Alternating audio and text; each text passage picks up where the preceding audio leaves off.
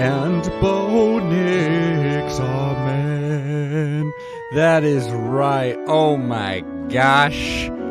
It's another Oregon Duck beatdown. I knew this was going to be beatdown. Sure, if you looked on my Twitter account, I was complaining about how we were going to lose, how this is going to be another disastrous walk through the desert. But no, nay. In my heart, in my truest heart, I knew, as we ran through the desert in the Valley of Death, that's the name of this episode, ripped it from a pretty good book.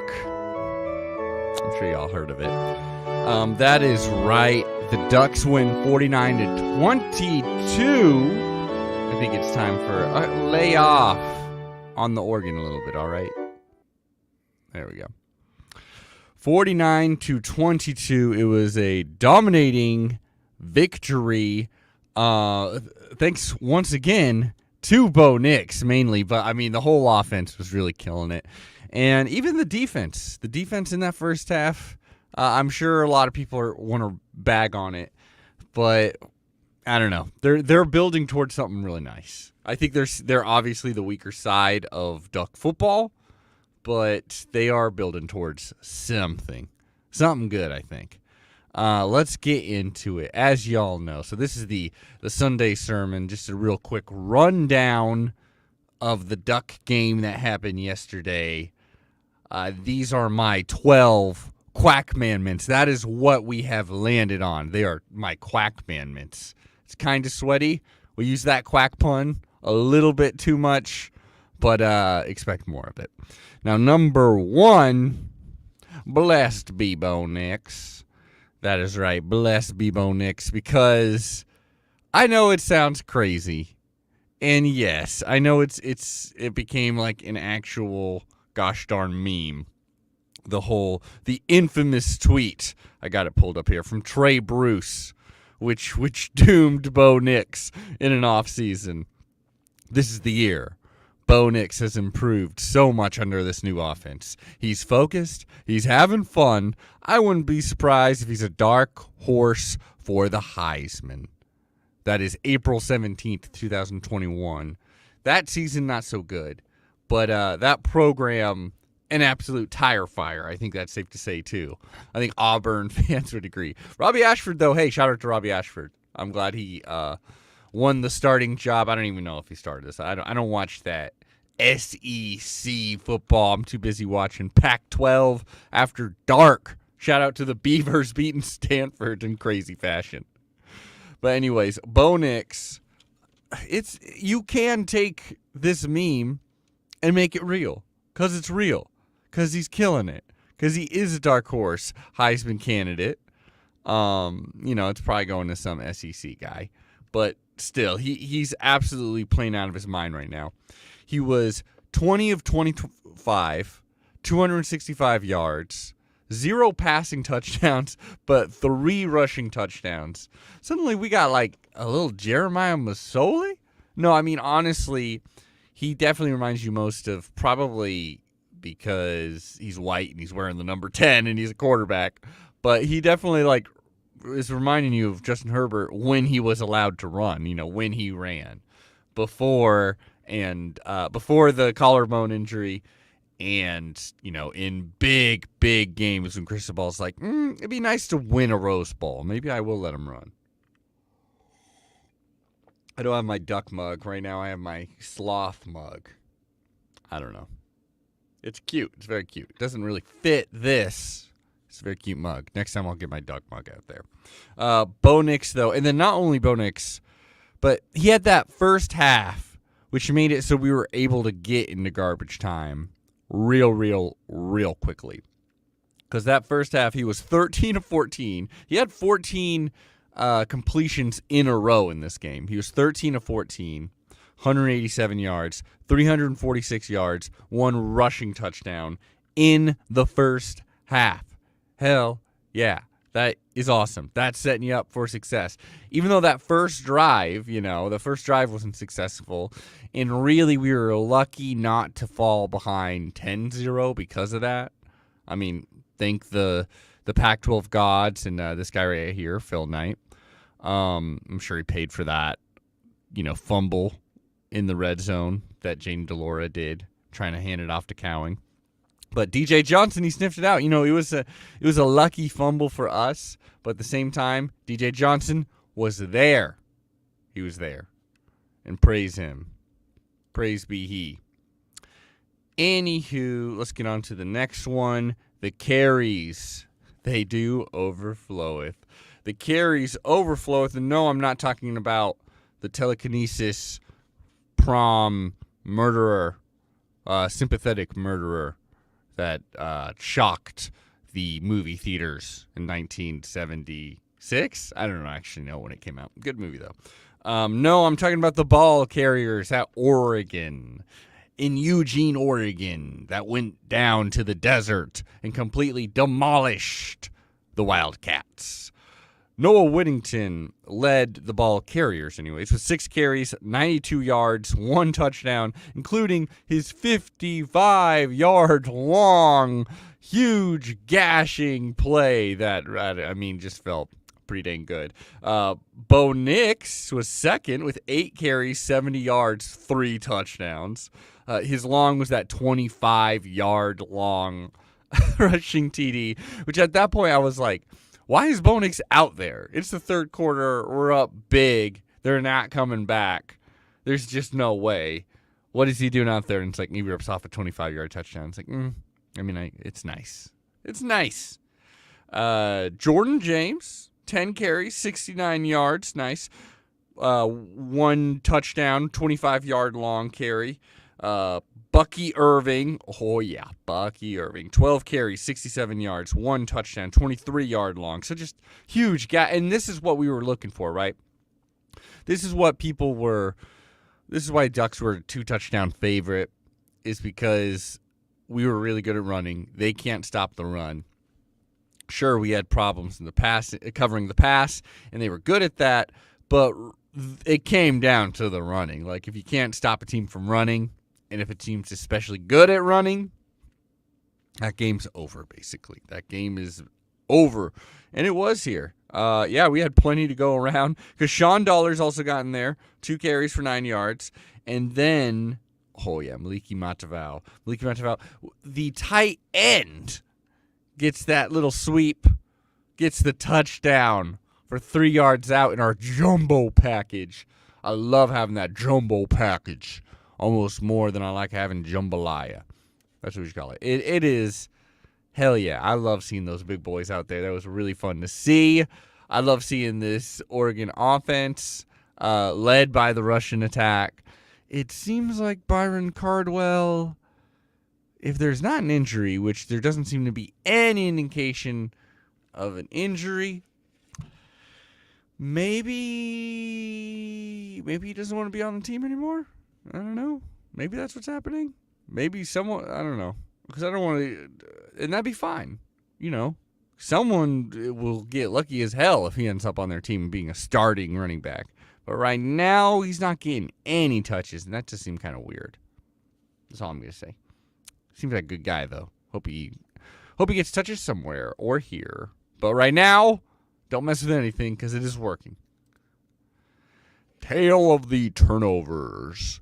Now, this is definitely something I should know off the top of my head, and I don't 100%, but if my memory serves me correctly, I do believe that we were 5-5 in the turnover battle entering this game. I do believe. This puts us positive with 3 forced turnovers and none given up. Hell yeah. Those 3 forced turnovers. There's the first one we already brought up. DJ Johnson just lucking out. Just literally the ball just bloop, placed on the ground on a silver platter for him to just gobble up. That was that was fun. Because that was not scary, but, it prevented a touchdown. And then we didn't score. We didn't score on that. But prevented a touchdown. And we scored in 7 consecutive drives shortly after, so we made up for it. So DJ Johnson got that fumble. Then we also had the Brandon Dorless tipped ball. Hell yeah, Brandon Dorless. Making his presence known, even if he's not actually bringing down Jaden DeLora. Tips the ball. The tipped ball goes into the hands of Jaleel Florence, who was out there getting some real playing time, getting better and better. That's very fun to see. Very excited for him. A lot of Duck fans. All of us Duck fans are. And then we had Keon Ware Hudson collecting the fumble that Bennett Williams forced. I love Bennett Williams. Really fun player to watch. Really, really fun player to watch. Yeah. And so is Dante Manning, but we're going to see him. Yep. Let's get into the next one. I hope you get this pun, everybody. The penaltied man. That's right, the penaltied man. Which means you have to bow down. Otherwise, the slicing blade will chop off your head. Y'all know what I'm talking about? Who knows what I'm talking about here? Huh? It's a good movie. The Penaltied Man. That's right, because we all know we were coming off 14 freaking penalties against Stanford. One of the most, if not the most, I forget, but one of the most penalized teams in the Pac-12. Really bad in that front. And that's something that a good coach conceivably should be able to fix up quickly. I mean, yes, we're in the Pac-12, and refs goddamn call everything in the Pac-12. Sorry for cursing. Forgot, this is the Sunday show. We don't want any of that duty here.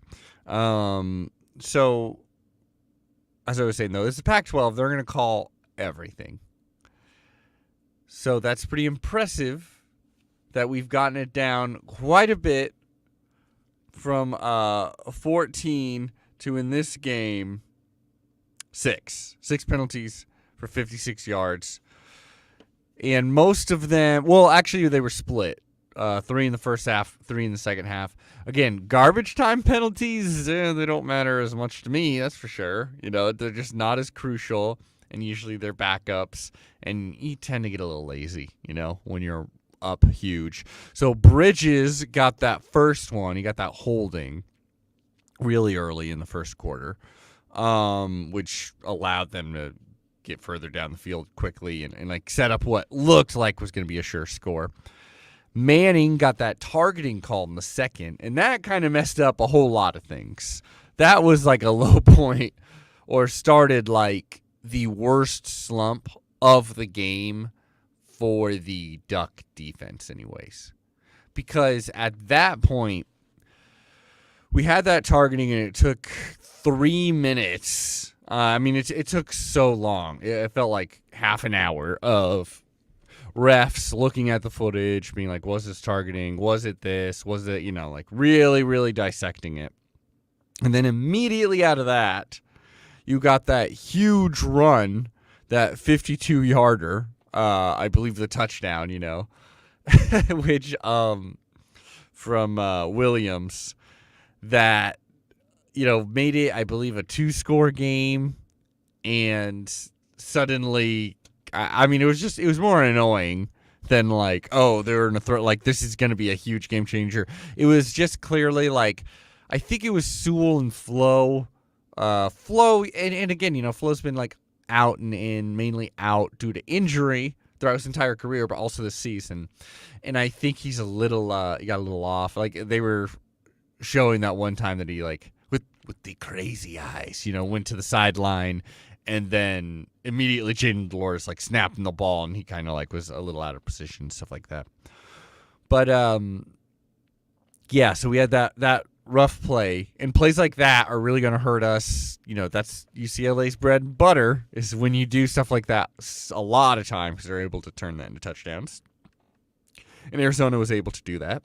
So not only that, but then there was they got a big run to set up that field goal late too, And one of those penalties, so we can get into that here, was that Florence, he gets that defensive pass interference. That being said, and they said this, the commentators did, Ted Robinson, I think, that it was actually kind of smart, too, because it was like the clock was winding down. They were rushing down the field, Delora goes for the end zone, I think to Cowing, and Florence just kind of like drapes him. And so he's penalized for that, but they're kind of forced to go for the field goal because now there's barely any time. And so, hey, I mean, at least it forced the field goal. And, like, they almost missed that field. Like, they weren't doing super well in the kicking game. I mean, I don't think they actually missed one because we tried to freeze them out, but then they missed that, but then they get it. But, so, yeah, that was kind of a good penalty, actually. Overall, Florence did pretty well in this game. But then you got the Maliki Matafau false start. He is a tight end. So, like, offensive line, they had a pretty rough outing. I mean, pretty good outing overall, but, like, rough outing penalty-wise against Stanford. In this, there was no penalties called on the offensive line, though there was a false start on tight end, but still. So, Maliki Matafau, he got that in the third. There's an illegal substitution in the fourth. And then also there was, like, a holding, I want to say on Williams, or a personal foul or something in the fourth. So, yada, yada, only 6. Most of those in garbage, or half of those in garbage time. I'll live with it. Next one. Sellout crowd in Arizona. Down in Tucson. Sellout crowd. Over 50,000. Eager. Ready to see an upset. And when in fact they were upset. And we showed them why they stopped showing up in the first place with the deck beat down. And I loved it. Yes, that's fun. It's fun to see upset fans, isn't it? When they're not Duck fans, when they're not wearing that green and yellow. Yeah, and we broke whatever bad luck, if we had the bad luck. In real life, we just lost a couple games to them. Wasn't all that much bad luck. It's not like the Huskies in the desert. Now that is a curse. Let's go on to the next one. Double-digit divine pass catchers. That is right, double-digit divine pass catchers, because we got, I believe, a total of 10, count them 10 people who caught a ball in this game. That is, first of all, Chris Hudson. Ooh-wee. 2 receptions for 60 yards, one of those a 42-yard long bomb in the first half, which really opened it up for everybody. Chris Hudson, yeah, that was really good. He nearly got in the end zone. It looked a whole lot like that Troy Franklin catch against Wazoo. That not nearly the touchdown, or maybe it was against the BYU. Yeah, no, the BYU one I was thinking. Not quite as impressive, but basically looked like the same play. To the point where I actually originally thought it was Troy Franklin who caught this ball. No, but no, it was Chris Hudson. Power to him. He's a great threat to have right now. And Seven McGee's getting there, but right now it's nice to have Chris Hudson, a similar speedster, like, got this offense down, pat. Chase Cota, 3 receptions for 60 yards, reliable as hell. We love our Chase Cota, number 23 out there, I do believe. And his long was that 30-yard reception that was, like, it was a great, perfect route. He gave himself enough space, to get to the end zone, to get that ball, and it was a perfectly placed ball. And I love this offense. I love seeing us actually throw downfield. Isn't it fun? Troy Franklin, somewhat of a quiet night. 3 receptions for 38 yards, 27-yard long reception. Seven McGee, 4 receptions for 34 yards. Bucky Irving, 3 receptions for 30. Terrence Ferguson, oh boy, now I'm just listing numbers. Terrence Ferguson, 2. Sean Dollars, 3. Matavau had 1. Whittington, 1. And then we even had Casper out there. Kyler Casper, that is right, the transfer who we were excited to see, but I mean, we've just had so much talent out there, but he got out there and he did us well. He caught his ball. So I love it. So many pass catchers. And I wanted to say this is pretty interesting just where we're at, how much better we're doing, honestly, is we've already, I do believe, had more completions of 40 yards or longer than we had all last season. And doesn't that just feel right? I mean, oh, Cristobal. Burning bridges. That is Triquez bridges. I think everyone's always going to look for like an easy weak link, supposedly. And people are, the other cornerback that isn't your star cornerback is kind of always going to be the dude that you're throwing shade at. That being said, he did have that costly holding. He did get beat, that one time specifically. But otherwise, he had a pass defended. I think he, actually technically had like tied leading tackles with 5. A lot of people making a lot of tackles, so it didn't really. But like, I'm just saying, lay off him a little bit, all right? Like, yes, he's not all Pac-12, but he's also doing well. I mean, obviously, a lot of people are going to be calling for Florence. Sure, Florence is really good. Bridges isn't terrible, though. Bridges is losing some battles, but I don't know. I just want to say lay off Bridges a little. Okay, Duck fans, lay off him a little. All right. For Papa Chimeo. Number 8, first string D should be praised. Now, in the Pac-12, I don't know who the best defense is, honestly. I have no idea. I think it changes week to week. And I'm not saying we're the best defense. No. But I will say this. I think this performance is basically like an A. Basically. I mean, if you divided it into 2. Because we had garbage time, we had non-garbage time. We had a lot of our starters play basically this whole time on defense. But there was a marked difference in energy, I'd say. I mean, they did get that touchdown late. But otherwise, there was 2 mental lapses, 2 big mental lapses in the run game. But if you were to take their 2 biggest runs out, which I'm not saying like they were fluky, because it was like, we've had a lot of mental errors, and we've had a lot of sudden, like, they'll be like, we'll shut down the entire run game, but there'll be 1 or 2 big runs. And those are what we need to eliminate if we want to, like, if we're looking week to week at the film. Like, that's definitely they're just mental errors. They really are. Because we had that, let's see, we had a 52-yard long from Williams, and we had a 43-yard long from Coleman. That's a total of 95 yards. Now, if you put back in the 30 sack yards from Jaden DeLora that they, for some reason count in college rushing yards, they got 145 total rushing yards. And so 95 of that was on 2 rushing plays that very much could have been prevented. And, with the minus the sacks, like the stat line could have been like 20 yards rushing. We're nearly there. We need to get rid of the mental errors. Those 2 things. One of them, especially after the ejection, it was very clear. It was just like, we just weren't there in the game for that play. And that stuff like that can change us to, will suddenly make us look more elite on the stats. But other than that, first year, Dan Lanning, head coach, defense is gelling. It's not completely all the guys, like on offense, I think it's like, you inherited something amazing. On defense, this is still something we're working, though there's great talent, obviously. There's 5-star talent, a lot of 4-star talent, but it's just not fully gelling there. So I'm basically allowing, like, if we force someone to get a field goal, that's a good thing. Like, praise be to us. But it's these touchdowns, these long runs. We got to fix this in non-garbage time. Bible time, as in we're going into the bye week, as is UCLA, which means Chip Kelly gets 1 week to game plan for us.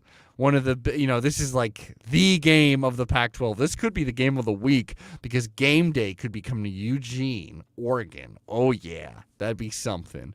Because this is a huge game. This seems like it's really deciding a lot of the Pac-12 here.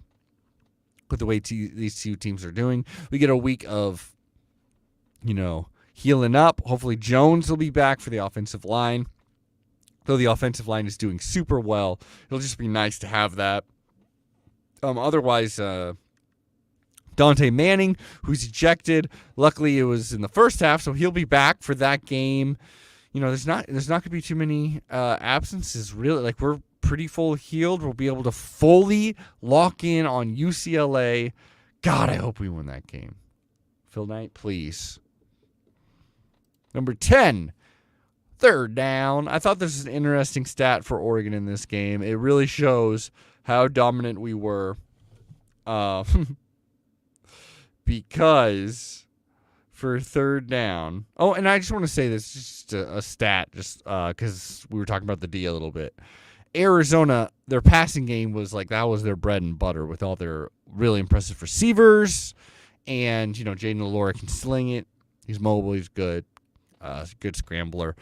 They were averaging 340 passing yards per game. We held them to 241. Hey, that's pretty good. And then, so for this third down stat, now we were 4 of 8, which is like, okay, whatever. But it's like only 8 third downs. That could be disastrous. But it actually, in our case, shows how dominant we were. Because 3 unsuccessful third downs, those happened during garbage time. So past the point where we were up 49-13, basically. All three of those, anyways, unsuccessful third downs.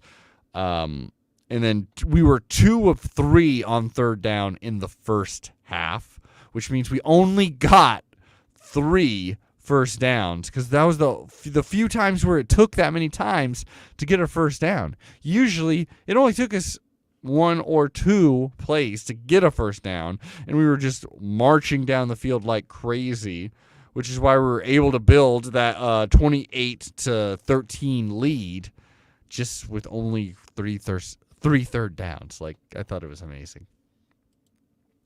Blasphemous 11. What do I mean by that? By that, I mean, well, clearly the Ducks are the most holy, the true bastion of all college football, and everyone should convert to our way and become Duck fans to help us get to that one ultimate goal, the national champion. That being said, the other 11 in this conference for now there's 11.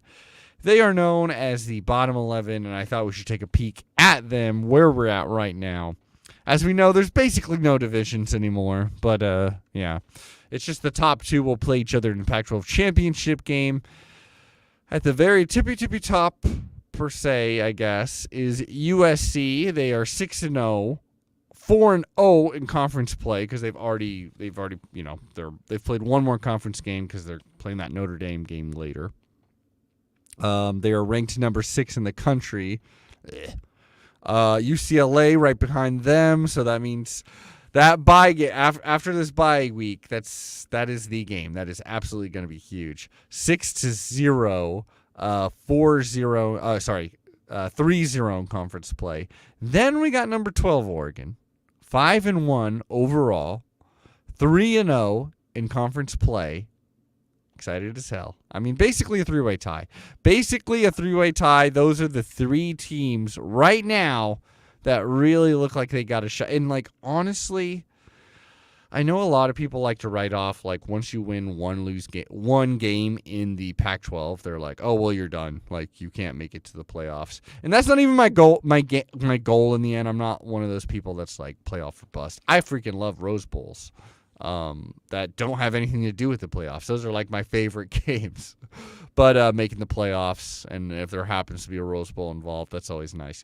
But that being said, I think a one-loss Pac-12 champion, if you also win the Pac-12 championship, they're at least a really, really, really, really, really, really, really good shot at making it, if not a lock.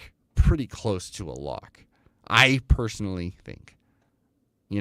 Only one loss, I think you're in. So Ducks still have a shot, especially when it's like you got the best loss ever.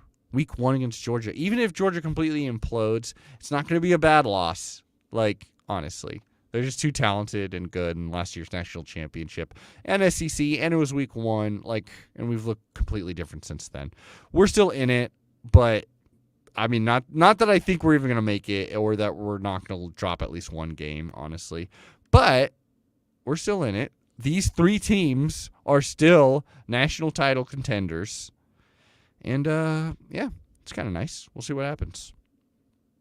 Below that, number 11, Utah. That is right. That's probably going to change. I think these are old, obviously. 4-2, 2-1 in conference play. So they're still very much in it, but they have lost conference game.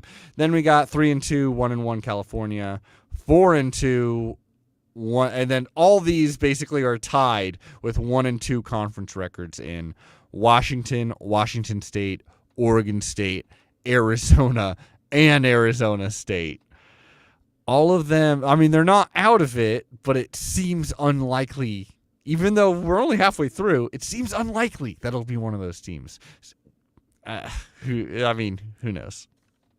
Then we got Colorado, who is 0-2, 0-5. God, I hope they don't take that beautiful winless streak away from Washington. They used to be the only Pac-12 team that had ever done that. And now I'm afraid Colorado's going to steal that from them. And Stanford, who lost in hysterical fashion to Oregon State. Oh, so damn funny. So funny. Sometimes you end church with a laugh, y'all. And I'll tell you what we also end church with. We also end church with a Skodux. Skodux. Can I get a Skodux? Skodux, please. Can I get one little Skodux before I go? Skodux.